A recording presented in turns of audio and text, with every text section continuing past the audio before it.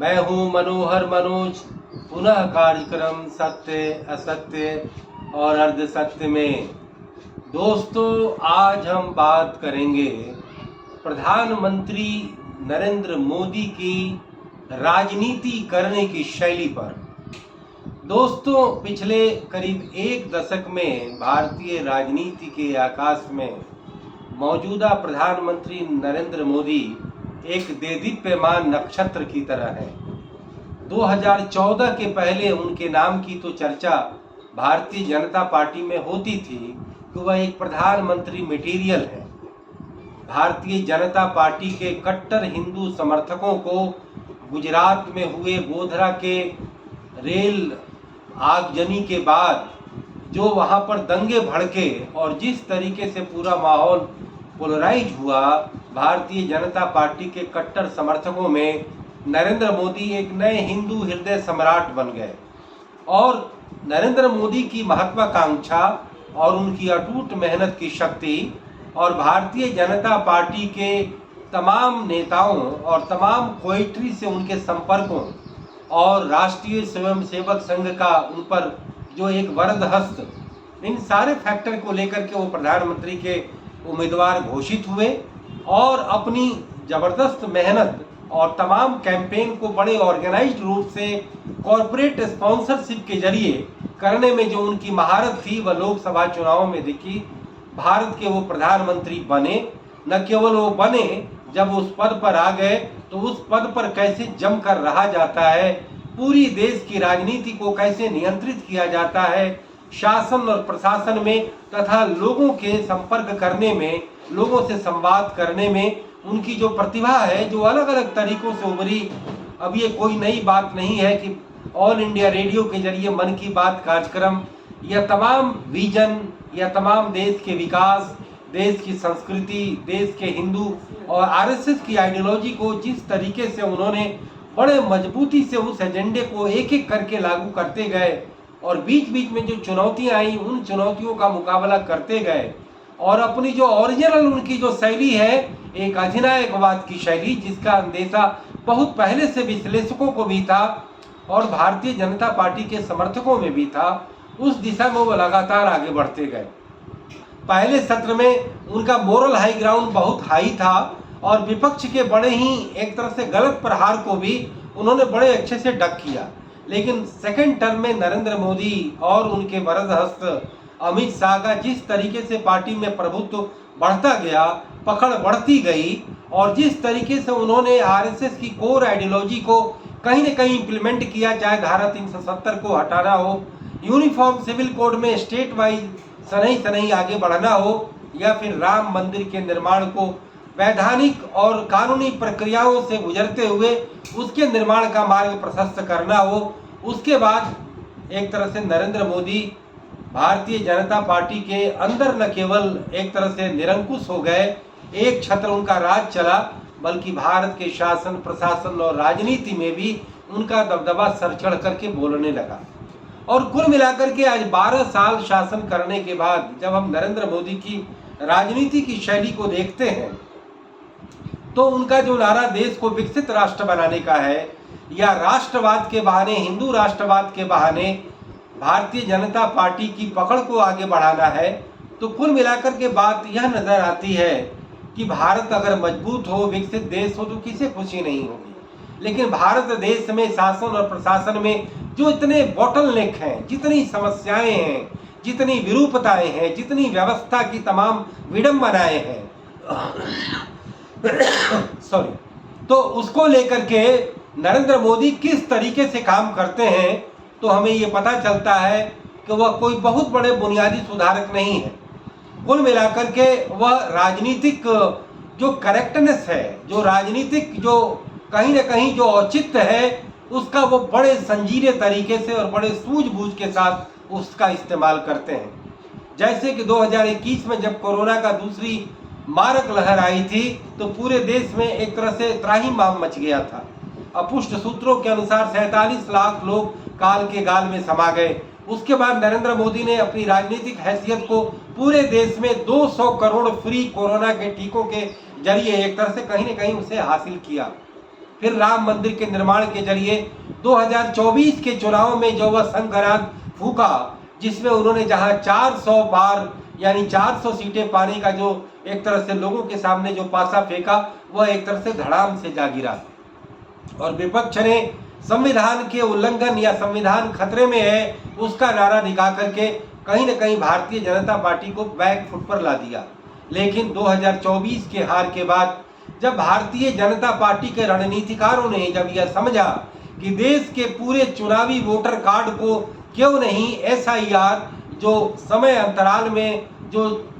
निर्वाचन आयोग के द्वारा जिसमें वोटरों की छटनी की जाती है अलग अलग तरीकों से, उसे बड़े अपने हित में बड़ा ही एक बेहतर SIR का नारा दे करके उसका इस्तेमाल किया। उसमें यह बताया गया कि कथित अल्पसंख्यकों के वोट कटे, न केवल बहुत सारे अवैध जो मर गए थे या उनका 2 जगह उनका मतदाता सूची में नाम था या अलग अलग तरीके के जो उसमें कमियां थी उसे तो दूर किया ही गया। कहीं न कहीं भारतीय जनता पार्टी की चुनावी रणनीति को भी उस SIR के जरिए कहीं न कहीं बड़ी ही उसके पक्ष में एक तरह से माहौल बना। लेकिन अभी 15 अगस्त में लाल किले की प्राचीर से जो नरेंद्र मोदी का भाषण हुआ, तो उसमें उनके कई प्रसंगों को लेकर के एक तरह से उनकी मौकरी की गई, उनका अट्टहास उड़ाया गया। जैसे उन्होंने कहा कि 2014 में भारत में जो ई-व्हीकल की बिक्री थी वह महज 1 लाख या 1.5 लाख थी और वह पिछले 10 सालों में बढ़कर के वो 25 लाख के पास अब आ गई है। कहीं न कहीं नरेंद्र मोदी ये दिखाना चाहते थे कि उनके 2014 के बाद के शासनकाल में बहुत बड़ा टर्न अराउंड हुआ है। सब लोगों को ये मालूम था कि जो ई-व्हीकल है या इलेक्ट्रिक व्हीकल, यह तकनीक 2014 के ही बाद आई है, तो जाहिर है कि उसकी बिक्री ज़्यादा होगी। तो कुल मिलाकर के नरेंद्र मोदी अलग अलग अपने नारों से, अलग अलग अभियानों से यह दिखाते हैं कि उनमें जो उनके प्लस पॉइंट हैं, जो बिना किसी परिप्रेक्ष्य के हैं, उसको वो ज़बरदस्त रूप से प्रचारित करते हैं, उसको ज़बरदस्त तरीके से सुपर इम्पोज करते हैं और उसमें ये दिखाते हैं कि हमारे शासनकाल में जो ये अचीवमेंट है वो औरों से ज़्यादा है। हम बात करेंगे कि पिछले 10-12 सालों में अलग अलग तरीके से नरेंद्र मोदी के द्वारा जो चीज़ें घोषित की गई, उसमें अगर कुछ चीज़ों में बड़े ही अभूतपूर्व सफलता थी या अभूतपूर्व एक अभिनव प्रयोग था, तो दूसरी तरफ बहुत बड़ी ग्रेट फियास्को यानी बहुत बड़ी महान विफलताएं भी थी। तो उसमें हम उनकी विफलताओं का जब अगर जिक्र करते हैं तो उसमें सबसे पहले नोटबंदी का नाम आता है कि काले धन की रोक के बहाने किस तरीके से सारा नोट एक तरह से वापस आ गया, देश की अर्थव्यवस्था को बहुत बड़ा झटका पहुंचा, करीब 1 लाख करोड़ की लागत नए नोट छपवाने में लगी और लगातार 5 सालों से तक देश की इकॉनमी -5%। इसी तरीके से GST के एक बहुत बड़े सुधार को बिना पूरी तैयारी किए, जिसे हमने पूरे पिछले कार्यक्रम में भी बताया था, GST को लागू किया गया, लेकिन उससे बहुत सारी अव्यवस्था और पेंडेमोनियम मची और देश की विकास दर पुनः घटी और लोगों में यह सरल कर व्यवस्था ज़्यादा जटिल साबित हुई। फिर हमने देखा कि कोरोना की वैश्विक महामारी के दौर में कैसे नरेंद्र मोदी ने कुछ ज़्यादा ही जल्दी से नेशनल लॉकडाउन किया और उससे भी देश के 25 करोड़ श्रमिकों को एक तरह से आने जाने में किस तरीके से दुश्वारियों का सामना करना पड़ा और किस तरीके से हमारी अर्थव्यवस्था की हालत एक तरह से बेहालत होती चली गई। इसके अलावा नरेंद्र मोदी ने कई सारी चीज़ें जैसे नई शिक्षा नीति लाई, लेकिन नई शिक्षा नीति को लेकर के इतना घोर कन्फ्यूजन की स्थिति पिछले 5 सालों में देखी जा रही है, जिसका कोई रोड मैप नहीं नजर आ रहा, केवल एक थ्योरेटिकल और एक कॉन्सेप्चुअल डॉक्यूमेंट सामने रख दिया गया और उससे विराजमान जो शिक्षा व्यवस्था है ज़्यादा अस्त व्यस्त हो गई। जो निजी क्षेत्र की जो शिक्षा व्यवस्था का जो विशाल एम्पायर है, उसे लेकर के कोई रेगुलेटर नहीं होना और कुल मिलाकर के एक लेवल प्लेइंग फील्ड नहीं होना, चाहे वो शिक्षा के नए सिलेबस के मामले में हो या शिक्षा के नए अर्थशास्त्र को लेकर के हो या शिक्षा के जरिए देश में बेरोजगारी और साक्षरता और तकनीकी क्रांति लाने की बात हो, कहीं न कहीं उसमें ऊहापोह की स्थिति मची और यह देखा गया कि जो पारंपरिक जो व्यवस्था थी उसे और गड्ढमड करने का काम नई शिक्षा नीति कर गई। तो हम बताना चाहेंगे कि जितने नए अभियान, जितने नए निर्माण और जितने नए कारकंदे जो नरेंद्र मोदी के द्वारा लाए जाते हैं, उसमें कहीं न कहीं उसमें पब्लिसिटी उनकी प्राथमिकता होती है, उसकी ज़मीनी तैयारी और उसके टेक्निकल और तमाम एक्सपर्ट के जरिए उसको कार्य रूप देना और फिर उसका जब परिणाम आए तब उसका प्रचार करना, उसे बजाय नरेंद्र मोदी पहले ही उसे घोर प्रचारित करते हैं और जो सामने जो रिजल्ट दिखता है वो सिफर दिखता है। अभी देश में आर्थिक सुधारों की, अनवरत आर्थिक सुधारों की लगातार बात हो रही थी। कोरोना महामारी में या उससे पहले जीएसटी और लॉकडाउन और नोटबंदी में तो देश की अर्थव्यवस्था का हाल तो बुरा हुआ ही। अभी जब देश की अर्थव्यवस्था 6% से लगातार 4 सालों से लगातार ऊपर उठ रही है, लेकिन देश में एफडीआई का लगातार जो है एक तरह से निरंतर गिरावट आ रही है। क्यों ऐसा हो रहा है? क्यों? अभी एक रिपोर्ट आई है जिसमें भारत की अर्थव्यवस्था को एक तरह से इंडोनेशिया के जगह पर उसे स्थान मिला है जहां इन्वेस्टर का सबसे कम भरोसा है। और कुल मिलाकर के जो आंकड़े बताते हैं कि जो $45 बिलियन का जो एफडीआई आया करता था वो अब 2, 3, 4 और 5 बिलियन डॉलर पर आकर के ठहर गया है। फॉरेन पोर्टफोलियो इन्वेस्टमेंट जो है वो नहीं आ रहा है और भारतीय शेयर बाजार जो पिछले 10 सालों से लगातार ऊंचाई की ओर कुराचे भर रहा था, पिछले 2 सालों से बिल्कुल धड़ाम है। वेस्ट एशिया, पश्चिमी एशिया में आए संकट से निसंदेह भारत की अर्थव्यवस्था को काफ़ी बाधा पहुंची, लेकिन कुल मिलाकर के अभी स्ट्रक्चरल प्रॉब्लम भारत की अर्थव्यवस्था में दिख रही है। लेकिन नरेंद्र मोदी का निजाम केवल आशावाद और केवल सपने और केवल ख्वाब को प्रचारित करने और नरेंद्र मोदी को एक लार्जर देन द लाइफ और ग्रेटर देन द नेशन के इमेज में लगातार बनाए रखने को ही सबसे बड़ी राजनीतिक उपलब्धि मानता है। और नरेंद्र मोदी का जो डोनाल्ड ट्रंप से जो रिश्ता था, जो पहले डोनाल्ड ट्रंप के शासनकाल में बिल्कुल बराबरी का था, जिसमें नरेंद्र मोदी ही डोनाल्ड ट्रंप पर भारी दिखते थे, आज डोनाल्ड ट्रंप के दूसरे कार्यकाल में नरेंद्र मोदी उनके सामने उनके असिस्टेंट से भी कम दर्जे पर दिखाई देते हैं। कहीं न कहीं अंदरूनी ऐसे समीकरण बने हैं कि नरेंद्र मोदी अब डोनाल्ड ट्रंप को फेस नहीं करना चाहते। डोनाल्ड ट्रंप के लगातार जो फैसले भारत को लेकर के आए हैं वो भारत के हित में नहीं गए,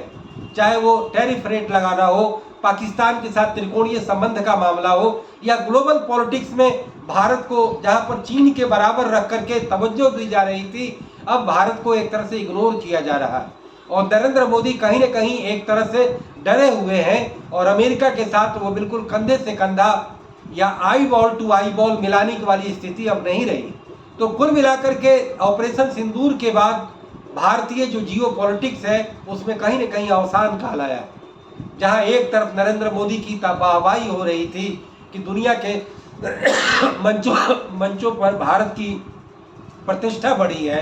भारत का मान बढ़ा है, लेकिन पिछले 1.5 सालों से ग्लोबल प्लेटफॉर्म पर कहीं न कहीं भारत की स्थिति जो है बदतर हुई है और कई मामलों में हमारा जो है ट्रेड डेफिसिट तो बढ़ ही रहा है, बल्कि रुपया भी कमज़ोर हुआ है। जो हमारी बाह्य अर्थव्यवस्था है कहीं न कहीं संकटों का सामना कर रही है। ऐसे में जब भारतीय जनता पार्टी के हम राष्ट्रवाद के मुद्दे पर ध्यान देते हैं तो मुझे लगता है कि वह राष्ट्रवाद केवल एक पॉलिटिकल हॉट केक है। भारत को मजबूत करने, भारत राष्ट्र राज्य को सामरिक रूप से, आर्थिक रूप से, सांस्कृतिक रूप से यदि मजबूत करना है तो कहीं न कहीं हमें चीन का लोकतंत्र तो नहीं, हमें अमेरिका का लोकतंत्र चाहिए और चीन का वह देशभक्ति और राष्ट्रवाद चाहिए कि चीन अपने देश को इस तरीके से नवनिर्मित कर रहा है जिसे यह बताया जा रहा है कि वह भारत से 100 साल आगे जा चुका है। वो अमेरिका और पश्चिमी देशों से भी आगे की दुनिया एक तरह से उसने कल्पित कर ली है, जहां तकनीक का भरपूर इस्तेमाल हो रहा है, राष्ट्र की समृद्धि बढ़ाई जा रही है और उसकी इकोनॉमी अब $18 ट्रिलियन पर जाकर एक तरह से पहुंच गई है। भारत की अर्थव्यवस्था अभी $4 ट्रिलियन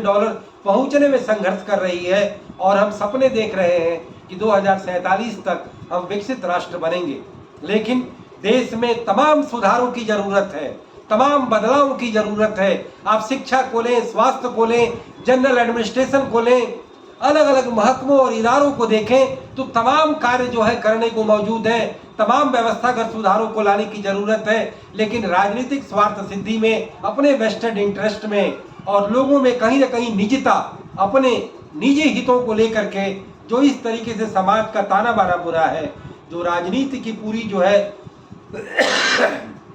स्ट्रक्चर बनी है, जो कॉम्पिटिटिव पॉलिटिक्स में कोई लेवल प्लेइंग नहीं दिखता, उस स्थिति से भारत को एक दुनिया की एक महाशक्ति बनने में अब कई तरह से संदेह नजर आता है। इस बात को लेकर को हम दुख के साथ कह रहे हैं, हम कोई अंध विरोधियों की तरह बात नहीं कर रहे हैं, हम जो है न कोई अंधभक्त मीडिया की तरह बात कर रहे हैं और न ही गोदी, नहीं, मैं गोदी वर्ड यूज नहीं करता, एक गुलाम मीडिया की तरह बात कर रहे हैं। हम एक सच्चे देशभक्त और लोकतंत्र के प्रति पूरी आस्था रखने वाले और देश में विकास का एक ऐसा विजन जो भ्रष्टाचार और बैड गवर्नेंस से बिल्कुल मुक्त हो, उस तरीके की यदि हम नजीर पेश करना चाहते हैं तो देश में अनेकानेक सुधारों की जरूरत है। वन मैन शो करने और केवल